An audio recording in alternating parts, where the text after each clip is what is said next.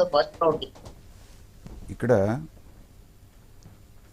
ఇంత దారుణమైనటువంటి ఓటమి చవి చూసిన తర్వాత కూడా జగన్మోహన్ రెడ్డి గారి వైఖరిలో కానీ లేకపోతే వైఎస్ఆర్సీపీ వైఖరిలో కానీ ఏమి మార్పు వచ్చినట్టుగా కనబడట్లేదు. ఎందుకంటే చూసిన వాళ్ళందరూ పరిశీలకులు కానివ్వండి లేకపోతే కామన్ మ్యాన్ కానివ్వండి మొట్టమొదట ప్రోటైమ్ స్పీకర్ దగ్గర నుంచి ప్రమాణ స్వీకారాలు అప్పుడు చూసినప్పుడు ఏంటంటే ఆయన కేవలం ఎమ్మెల్యే మాత్రమే ఇప్పుడు, కాకపోతే మాజీ ముఖ్యమంత్రి అనేటువంటి ఒక హోదా కూడా ఉంది. ఆ క్యాన్వాయ్ అనేటువంటిది ఇప్పటిదాకా అలాగే ఎట్టుపెట్టారు. ఈ జామర్స్తో సహా అన్నీ దాంట్లో క్యాన్వాయ్లో ఉన్నాయి. ఆయన వెనక ద్వారం నుంచి వస్తాను అంటే దాన్ని ఎలా చేశారు. ఆల్ఫాబెటికల్ ఆర్డర్ కాకుండా నన్ను వెంటనే చేయించండి అంటే మంత్రులు అయిపోగానే చేయించారు. ఇవన్నీ చేయించినప్పుడు ఏంటంటే కామన్ మ్యాన్కి కానీ చూసేవాళ్ళకి ఒక రకమైనటువంటి మంచి సంకేతం ఇచ్చినట్టు అనిపించింది. అందరూ ఊహించింది ఏంటంటే అసలు ఎంత కక్ష సాధింపు ఉంటుందో, 5 సంవత్సరాలు వీళ్ళు చేసినటువంటి దాష్టీకాలకి ఈ నెగతాలు చేస్తారు లేకపోతే అవమానిస్తారు చేస్తారని ఇన్ని రకాలుగా మాట్లాడుకున్నారు. అన్ని పత్రికలు లేకపోతే మిగతా వాళ్ళు లేకపోతే మాట్లాడేవాళ్ళు పరిశీలకులు అందరూ కూడా ఏంటంటే ఒక మంచి సాంప్రదాయానికి తెరదీసింది అసెంబ్లీ అని చెప్పేసి అంటే, వాళ్ళ పత్రిక మాత్రం దారుణంగా అవమానించారు మొదటి రోజే జగన్మోహన్ రెడ్డి గారు అని రాయటం. అంటే దాంట్లో అవమానం ఏముందండి? మీ క్యాన్వాయ్ని లోపల దాకా ఎలో చేసి మిమ్మల్ని ఇచ్చేయటం అనేటువంటిది అవమానించడమా? మంత్రులు అయిపోగానే మిగతా వాళ్ళని ఇచ్చేయకుండా మిమ్మల్ని చేయించడం అంటే చూసేటువంటి దృక్కోణం నుంచి అది ఇంకేం మార్పు వచ్చినట్టు లేదు. తర్వాత ఇంకోటి ఏంటంటే నేను మొదటి నుంచి చెప్తుంది, జగన్మోహన్ రెడ్డి గారు అసెంబ్లీకి రాకుండా డుమ్మా కొట్టడానికి ఏదో కారణం వెతుక్కొని ఆయన బయటికి వెళ్ళిపోతారు. నేను అనుకున్నది ఏంటంటే రేపు జరిగిపోయే మాన్సూన్ సెషన్స్ ఏవైతే ఉన్నాయో దాంట్లో వచ్చినట్టుగా అందరూ వచ్చి ఫస్ట్ డేనే ఏదో గందరగోళం సృష్టించి మా గొంతు నొక్కేస్తున్నారు, ఇది ప్రజాస్వామ్యం కాదు, మళ్ళీ సేమ్ డైలాగ్, ఇది గౌరవ సభ కాదని వెళ్ళిపోతారు, మళ్ళీ నేను ముఖ్యమంత్రిగానే తిరిగి వస్తానని శపథం చేసి వెళ్తారనేటువంటిది మాలాంటి వాళ్ళం ఊహించింది. సో దాన్ని కొంచెం మార్పు చేస్తూ ఇప్పుడు ఈయన ఎత్తుకున్న రాగం ఏంటంటే ప్రతిపక్ష హోదా ఉంటే మాత్రమే మా గొంతు వినిపించడానికి ఆస్కారం ఉంటుంది. అది ఎక్కడ లాజిక్ అండి? లేకపోతే మీకు ఇవ్వరా? 11 మంది ఎంతమంది అయితే ఉన్నారో మీకు ఎంత టైం కేటాయించాలో దాన్ని బట్టి దామాషా పద్ధతిలో మీకు కేటాయిస్తారు. అది ప్రతిపక్ష హోదా ఉంటే ఏముంది, లేకపోతే ఏముంది. ప్రతిపక్ష హోదా మూలాన్ని మీకు అదనంగా వచ్చేది ఏముంటుందంటే ఒక క్యాబినెట్ ర్యాంకుకు సంబంధించినటువంటి ప్రోటోకాల్ వస్తుంది, అంతే కదా. దానికి ప్రశ్నలు అడగడానికి సంబంధం ఏముంది? ఈయన ఎప్పుడైతే ఈ లేఖాస్త్రం రాశారో నిన్నటి నుంచి గతంలో ఈయన మాట్లాడింది సోషల్ మీడియాలో సర్క్యులేట్ అవుతుంది. మీకున్నది 23 మంది, నేను కనుక అనుకుంటే ఒక 5గురిని లాగేస్తే మీకు అసలు ప్రతిపక్ష హోదానే లేకుండా చేస్తాను అంటే మనకు అనుకూలంగా ఉన్నప్పుడు ఒక రకంగా మాట్లాడటం, అనుకూలంగా లేనప్పుడు మాత్రం రూల్స్ గుర్తొస్తాయి. ఇక్కడ ఆయనన్న రూలు లేదు, ఈయనన్న రూలు లేదండి. కనీసం 10% లేనటువంటి వాళ్ళని ప్రతిపక్షం అంటాం అనేది కూడా అనవసరం. కాబట్టి అది ప్రధాన ప్రతిపక్ష హోదా ఇవ్వాలి అనేటువంటిది 10% ఉండాలనేది ఒక సాంప్రదాయంగా కొనసాగిస్తున్నారు. 95% అలాగే జరుగుతూ వస్తూ ఉంది. సో ఎక్కడో ఒక చోట జరిగింది కాబట్టి దాన్ని పట్టుకొని తీసుకొచ్చి నాకు అదే అప్లై చేయాలి మీరు అంటే అది సభాపతి విచక్షణాధికారం మీద ఉంటుంది. కనీసం 10% ఉంటే ఏంటంటే you have a right to claim. లేనప్పుడు ఆయన రిక్వెస్ట్ చేసుకోవాలి, ఇలాంటి పరిస్థితుల్లో మాకు కేటాయించండి. బెదిరింపు ధోరణిలో మాట్లాడితే గతంలో కూడా చూసాం, కౌన్సిల్ చూసాం.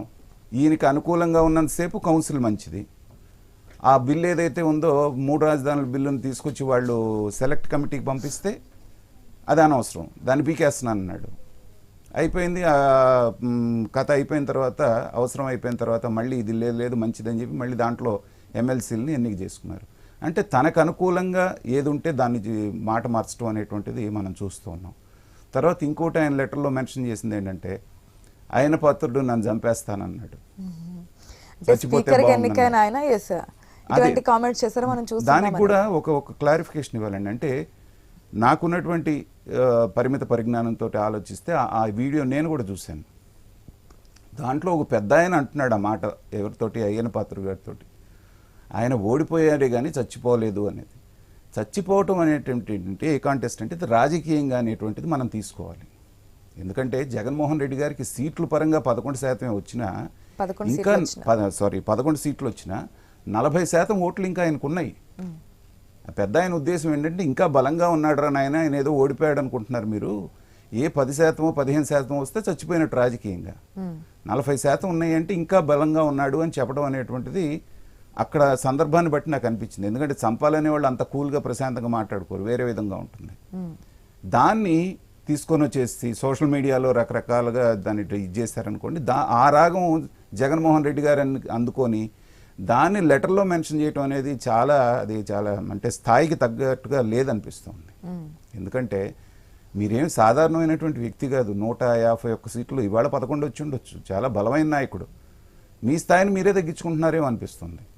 అందుకని వాళ్ళు చాలామంది చెప్పేది ఏంటంటే, అసలు మా అన్న ఎవరు అనుకుంటున్నారు, సింహం సింగిల్గా వస్తుంది, మీరు ఒక్కళ్ళే గెలిచినా వచ్చి ఫేస్ చేయాలి కదా. అది కదా మీ మీద జనం పెట్టుకున్నటువంటి నమ్మకం. ఇంకా 40%, నేను పదే చెప్తున్నానండి, 40% జనాభా అంటే ఓటర్లు, మొన్న ఓట్లు వేసిన వాళ్ళలో ఆయన వెనకాల ఉన్నారు. సో మీ 11 మంది వాళ్ళ ఆకాంక్షల్ని తెలియజేయాలే కానీ ఇలాగా ఏదో బడి పిల్లాడు కనుక బడి ఎగ్గొట్టానికి నాకు కడుపు నొప్పి వచ్చింది, కాలు నొప్పి వచ్చిందని సాకులు చెప్తారు చూసారా. ఈ లెటర్ రాయటం కానివ్వండి, ఆయన చెప్పినటువంటి సాకులు ఏవైతే ఉన్నాయో అలాగే ఉన్నాయి కానీ మెచ్యూర్డ్గా అనిపించలేదు. మీరు రావాలి, సభలో ఫేస్ చేయాలి. గతంలో మనం చూసాం, తమిళనాడులో కూడా చాలామంది చెప్తున్నారు, జయలలిత గారికి 4 సీట్లు వచ్చిన సందర్భాలు ఉన్నాయి, డిఎంకే వాళ్ళకి వచ్చేసి 7 సీట్లే ఉన్నా కూడా వాళ్ళు పోరాడారు. ఎందుకు మన తెలంగాణ స్టేట్లో కూడా అద్భుతంగా వేసి వస్తారు, ఉన్నటువంటి తక్కువ స్థానాలు అయినప్పటికీ కూడా వస్తారు అసెంబ్లీలో. ఖచ్చితంగా నేను పదే చెప్తున్నానండి, తెలంగాణ శాసనసభ కానివ్వండి, తెలంగాణ రాష్ట్రం కానివ్వండి, తెలంగాణ రాజకీయ నాయకులు ఆంధ్రప్రదేశ్ రాజకీయ నాయకుల కంటే చాలా మెచ్యూర్డ్గా ప్రవర్తిస్తున్నారు. డిబేట్స్లో కానివ్వండి, నేను చూస్తున్నాను కదా, మామూలుగా మాట్లాడుకునేటువంటి పరిస్థితుల్లో కానివ్వండి, లిమిట్స్ దాటకుండా. ఎప్పుడన్నా 1-2 సందర్భాల్లో ఆవేశాలు వచ్చినప్పుడు సరే, కానీ అసెంబ్లీ జరిగే పద్ధతి కానివ్వండి హుందాగా నడుస్తుంది. ఈవెన్ కేసీఆర్ కూడా జానారెడ్డి గారు లాంటి వాళ్ళు, పెద్దలు జానారెడ్డి గారు అనేవాడు ఏదైనా పొరపాటు మాట్లాడినా సవరించుకునేవాళ్ళు, ఇలా జరుగుతూ ఉండేది. కానీ మరీ ఈ దారుణంగా ఆంధ్రప్రదేశ్ శాసనసభ ఇలా తయారైంది. ఇది చాలా దురదృష్టకరం.